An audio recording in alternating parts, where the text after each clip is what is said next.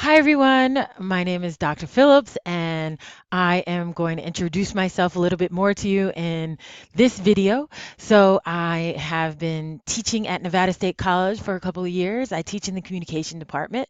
I also teach courses like intercultural communication and public speaking, women in media, lots of different courses here at Nevada State College. I'm originally from Washington, D.C., our nation's capital. And I grew up there. I've lived in several different states, including Florida. I lived in Miami, Florida for 7 years before moving here. While I was in Florida, I did get my PhD in communication. So I was in school for a really long time. So if you're interested in talking about graduate school, let me know. And then I moved out here.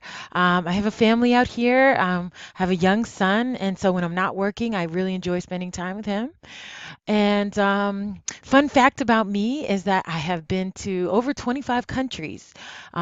Many of those have been through school opportunities and work opportunities. I really like to travel, so every opportunity I can, I try to take advantage of it.